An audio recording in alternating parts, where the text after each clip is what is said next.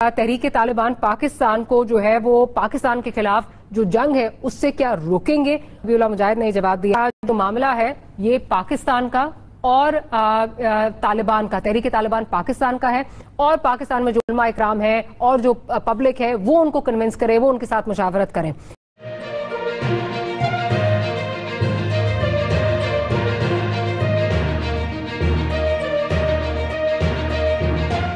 पाकिस्तान की सूरत हाल में लम्हा बलहमा तब्दीली आ रही है। काबुल एयरपोर्ट पर दाइश के हमले के बाद हालात इंतहाई कशीदा हैं और मजीद हमलों का खदशा भी है। और इस सब के बीच काबुल से अमरीका, इसके इत्तेहादी और अफगान शहरियों के इनखला का अमल तेजी से जारी है। तालिबान ने 31 अगस्त की डेडलाइन को रेड लाइन करार देते हुए इसमें तोसी नहीं दी है। तो अब मुतबादिल इंतजामात के तौर पर 10 से 15 हजार मगरबी और अफगान बाशिंदों को पाकिस्तान लाया जा रहा है, जहां से इनको अगली मनाजिल पर जो है वो भेजा जाएगा। अफरा तफरी की सूरत हाल में तालिबान हुकूमत साजी के कयाम के लिए मुशावरत कर रहे हैं और 31 अगस्त के बाद इसका ऐलान मुमकिन भी होगा। इकराम साहब, जो सिचुएशन चल रही है अभी कुछ देर पहले, बल्कि इस वक्त एज वी स्पीक, तो एक इंटरव्यू चल रहा है सलीम साफी साहब का ज़बीहुल्लाह मुजाहिद के साथ, और उसमें सलीम साफी साहब ने जब उनसे पूछा कि क्या PTA अफगान तालिबान जो है वो तहरीक तालिबान पाकिस्तान को जो है वो पाकिस्तान के खिलाफ जो जंग है उससे क्या रोकेंगे, तो उस पर उनका ये जवाब था, ज़बीहुल्लाह मुजाहिद ने ये जवाब दिया कि जी ये जो मामला है ये पाकिस्तान का और तालिबान का, तहरीक तालिबान पाकिस्तान का है और पाकिस्तान में जो उलमा इकराम है और जो पब्लिक है वो उनको कन्विंस करे, वो उनके साथ मुशावरत करें।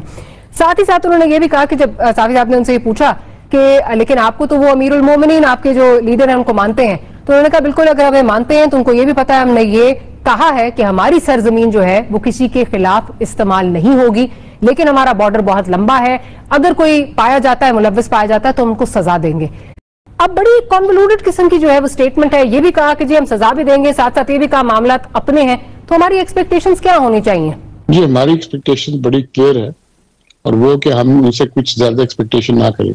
मुझे कोई शक नहीं है कि तालिबान हायरार्की की सिंसेरिटी है, लेकिन हायरार्की के नीचे बहुत लोग हैं और पूरी एक मतलब कि डिस्पैरेट ग्रुप्स हैं जो उनकी डिफरेंट एम्बिशंस है पाकिस्तान के खिलाफ। सबसे पहले आप ले लें कि तालिबान के अंदर 30% of Taliban are of Pakistan origin. एक नंबर 1 जो यहाँ से निकाले गए थे जब फौज ने वहां कार्रवाई की थी, दूसरे जो मदरसा से यहाँ जाते थे वहां पर एक्चुअली वो एक ना एक दिन कोशिश करेंगे वापस आने की। अब तालिबान उनको कितना कंट्रोल कर लेंगे मैं नहीं समझता। जो आपने सही जवाब बोला कि कॉन्वोल्यूटेड जवाब दी, वो कितना करेंगे वापस मैं नहीं समझता कि ये इसमें कोई बड़ी सदाकत है। ये आई डोंट थिंक उनके अंदर कोई, उनकी अपनी इतनी प्रॉब्लम इंटरनल होंगी कि they don't have the capacity to stop them. Number 2, आपको पता है यहाँ पर हमने नेशनल एक्शन प्लान जो किया था उसको हमने पूरा तरह से इम्प्लीमेंट नहीं किया, तो व्हाटएवर रीजन, पॉलिटिकल विल नहीं था इम्प्लीमेंट करने का। तो नेचुरली यहाँ पर उनके स्लीपर सेल्स बहुत हैं और नेचुरली आप देखेंगे कि स्लीपर सेल्स वो डिफरेंट तारीख के नाम पर आएंगे, वो खड़े हो जाएंगे डिफरेंट, और अभी तो मैं ये भी नहीं कह सकता, प्रेडिक्ट नहीं कर सकता किस नाम से वो शुरू हो जाएंगे यहाँ पर। लेकिन इसलिए हमें चाहिए कि हमें plan, we should hope for the best and plan for the best. हमें डेफिनेटली अपनी सिक्योरिटी को बीफ अप करना पड़ेगा और हमें बीफ अप करने से ज्यादा हमें कार्रवाई करनी पड़ेगी very strongly against any element जो हम समझते हैं कि उनको मदद देगा, उनको सपोर्ट देगा या ऐसा दहशतगर्दी के में मुलव्विस होगा जिसकी हमारी इंटरनल सिक्योरिटी को खामी होता है। देखिए, तालिबान की हायरार्की कुछ भी करे, उनकी अपनी बड़ी प्रॉब्लम्स है। आप देखिए स्टे बिहाइंड ऑपरेशन शुरू हो गया है। दाइश ने जो हमला किया, आप समझते दाइश ने किया? देखिए इसके बाद ये होता है, ये फॉल्स फ्लैग ऑपरेशन जो होती है डिफरेंट ग्रुप्स करवाती हैं। वो अब अमरुल्ला साले जो पहुंचा हुआ है वहां पर पाकिस्तान में, जो इंडिया के एम्बेसडर के नीचे काम करता था फ्रॉम 1996 टू 2004 जब वो वापस आया और NDS का चीफ बन गया, फिर वो यहाँ मिनिस्ट्री ऑफ इंटीरियर बना, फिर वो एक्सेट्रा, वो तो helicopters, plane loads and truck full of cash लेके चला गया यहाँ पर। और उसके नीचे भी बोलते ना कुछ डिफरेंट डिस्पैरेट ग्रुप्स जो यहाँ से गए हैं, वो they are formed up against him. Now देखना है कि पंजशीर वैली में अहमद वली मसूद जो है वो उनको ज्वाइन करता है, या Ahmad Masood comes to some sort of arrangement with Taliban. मेरा शक ये है कि अहमद वली मसूद जो है उनको ज्वाइन नहीं करेगा।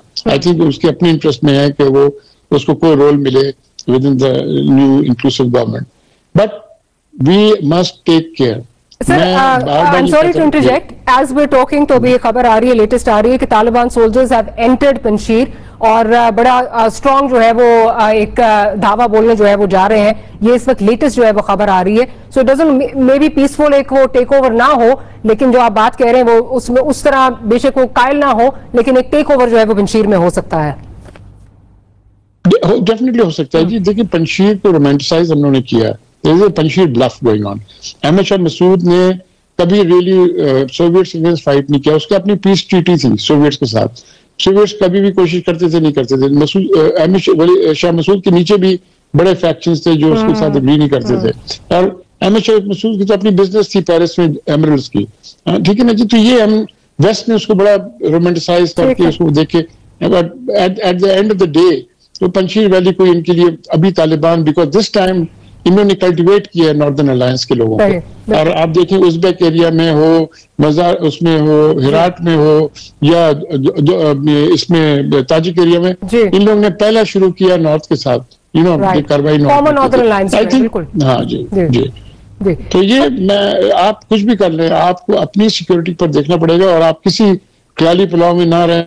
हमें तालिबान के टेक ओवर से हमें एक बड़ा अमन रहेगा। आपके पास ये स्पिल ओवर होगा किसी न किसी तरह, whether directly indirectly through various other factors, जो आप जानते हैं आपके इनमिकल फोर्सेस कितने हैं, वो इंटरनल भी हैं और एक्सटर्नल भी हैं। इसका मतलब कि अभी क्योंकि जो आ भी रहा है कि एक तालिबान से जो मुंसलिक ग्रुप है उसने कहा है कि जो अर्स्टवाइल फाटा है वहां पे, जिस तरह पहले इन्होंने कहा कि जी हम अपने जो शरिया, जो इनके मुताबिक शरिया एक्सेप्टेबल शरिया होगा वो नाफिज करेंगे। पहले पूरे पाकिस्तान में कहा जाता था, अब ये कहा है कि वहां पे करेंगे। तो दैट मीन्स के ऑलरेडी थोड़े साइंस हमें नजर आना शुरू हो गए थे अर्स्टवाइल फाटा में, even way before, I am talking even last year, way before the exit of the American forces. तो दैट मीन्स के हमारा वो एरिया एक दफा फिर डिस्टर्ब होने जा रहा है, और ऑब्वियसली ट्रिकल डाउन इफेक्ट उसका पूरे पाकिस्तान में नजर आएगा। बिल्कुल आएगा जी। और मैं सजेस्ट करता हूँ, मैंने लिखा भी है, सजेस्ट भी करता हूँ कि आप फौज की रिटायरमेंट्स जो हैं वो आप 3 साल के लिए खत्म कर दें, और डेफिनेटली अपने फ्रंटियर कोर की जो फॉर्मेशन है उसको आप डबल कर दें, और अपने रेंजेस को फॉर्मेशन डबल करें। रिटायरमेंट्स जो है, ये जो आपके जवान जाते हैं, ये बिटवीन 35 to 40 ईयर्स, ये यंग पीपल, ऑलरेडी इनके पास एक्सपीरियंस है, इनको ट्रेनिंग करने की कोई जरूरत नहीं है। ये इमीडिएटली आपकी बोलते बीफ अप हो सकती है आपकी फ्रंटियर कोर की और रेंजर्स की।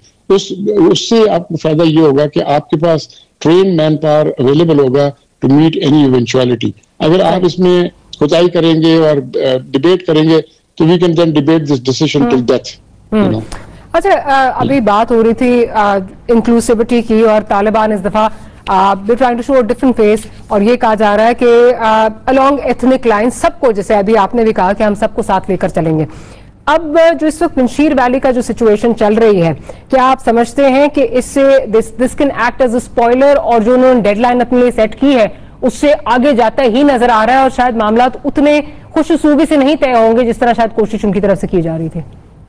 देखिए, मैं पंजशीर वैली को गाइड करता हूँ। एक फैक्शन जो है वो अमरुल्लाह साले का है, that is composed of those forces, particularly special forces जो अफगानिस्तान आर्मी के थे, जो इसके साथ इनफरार हो गए हैं, और दूसरा जो अहमद वली मसूद के साथ है। मैं अहमद वली मसूद को ये बोलता हूँ कि मुझे ये फीलिंग होती है कि अहमद वली मसूद नेगोशिएट करके पोजीशन अपने करके अपनी पोजीशन ले लेगा।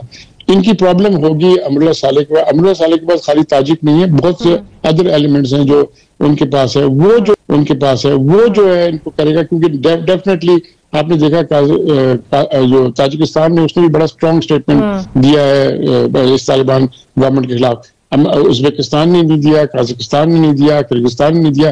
Tajikistan is the only government, despite the fact कि Russian has lot of influence over Tajikistan, and रूस ये नहीं चाहेगा कि यहाँ पर कोई सिविल वॉर हो या गड़बड़।